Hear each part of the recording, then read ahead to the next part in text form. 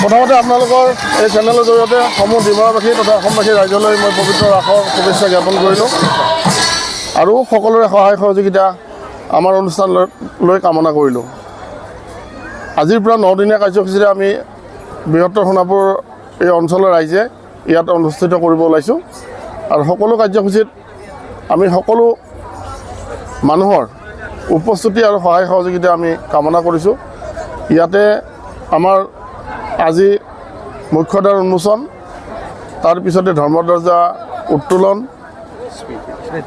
স্মৃতি তৰ্পণ, জলাধাৰণ কাৰ্যসূচী, এতিয়া ভাগৱত স্থাপন হৈ আছে, নাম কীৰ্তন চলি আছে। এনেকুৱাকৈ আজি নাম কীৰ্তনে আজি অনুষ্ঠান সামৰণি পৰিব।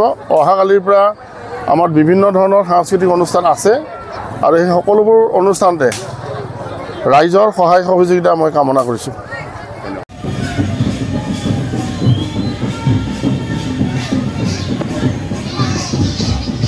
সোণাপুৰ বৃহত্তৰ আঞ্চলিক ৰাস উৎসৱত আজি প্ৰথম দিনা আমাৰ এই আঞ্চলিক সমিতিৰ ৰাস উৎসৱৰ সমূহ ৰাইজক প্ৰথমতে শ্ৰদ্ধা নিবেদন কৰিছোঁ আৰু ইয়াৰ মাধ্যমেৰে গোটেই অসমৰ ৰাইজনে মই ৰাস উৎসৱলৈ মই সেৱা আগবঢ়াইছোঁ আৰু শ্ৰদ্ধা নিবেদন কৰিছোঁ।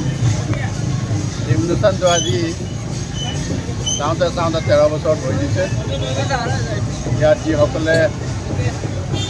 যিসকলৰ লগত মই এই অনুষ্ঠান আৰম্ভণিতে প্ৰতিষ্ঠা কৰাৰ উৎসৱত জড়িত আছিলোঁ। আজি মই এটা পূৰ্ণাংগ অনুষ্ঠান হিচাপে ৰূপ লৈছে মই দেখি আজি সন্তুষ্ট হৈছোঁ আৰু ইয়াৰ লগত জড়িত সমূহ ৰাইজকে আৰু সমিতিৰ বিষয়সকলক মই বিশেষভাৱে ধন্যবাদ জ্ঞাপন কৰিছোঁ।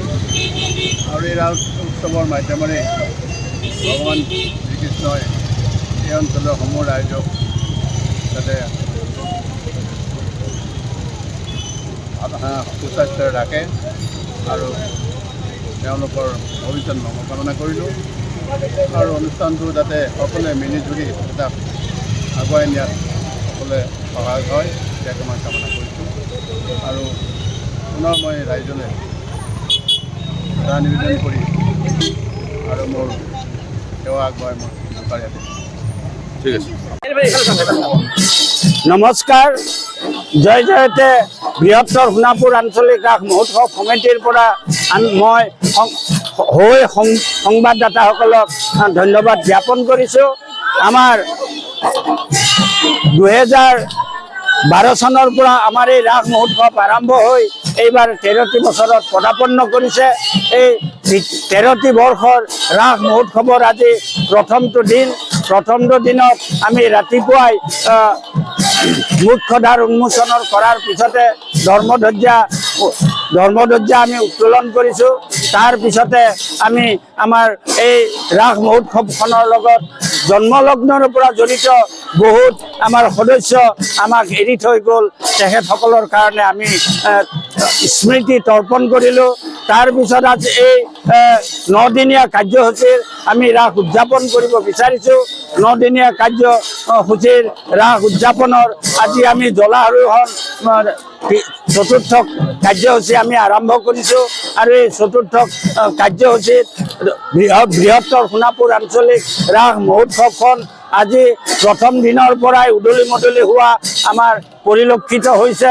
আমি এইবাৰ আমাৰ ৰাস মহোৎসৱখন 56টি স্থলেৰে বৰ্ণাঢ্য কাৰ্যসূচীৰে আমি সজাইছোঁ। এই 9 দিনত আমি প্ৰথম দিনাই আমাৰ গায়ক শ্ৰী কুমাৰ কিশোৰৰ সুললিত কণ্ঠৰ আমি গান নিবেদন কৰিম। তাৰপিছত আমি প্ৰত্যেক এই 9টা দিনতে আমি ভাওনা, বিভিন্ন ভাওনা, নাচ নাটিকা আৰু আমাৰ মাজত মিনি থিয়েটাৰকে আদি কৰি আমি আমাৰ এই ৰাস মহোৎসৱখন সজাইছোঁ আৰু প্ৰতিদিনে আবেলি 2 বজাৰ পৰা আমি আমাৰ আইসকলে ৰাসস্থলীত নাম পৰিৱেশন কৰিছে। আজিও এই নাম পৰিৱেশন কৰি আছে আৰু পৰিৱেশন কৰি থাকিব। বিভিন্ন সাংস্কৃতিক কাৰ্যসূচীৰে আমাৰ এই বৰ্ণাঢ্য বৰ্ণাঢ্য ৰাস মহোৎসৱখন আমি এইবাৰ তুলি ধৰিবলৈ ৰাইজৰ আগত প্ৰচেষ্টা দিছোঁ। আমি এই 9দিনীয়া কাৰ্যসূচীত আমি আশা ৰাখিছোঁ ক'তো আমাৰ জয় জেং বৈকুণ্ঠল নালাগে আৰু এই অনুষ্ঠানটো উদলি মুদলি হয় যেন গোটেই ডিমৰীয়াৰ বিৰতে এখন শ্ৰেষ্ঠ ৰাসত পৰিণত হ'ব, এয়া আমি কামনা কৰিছোঁ।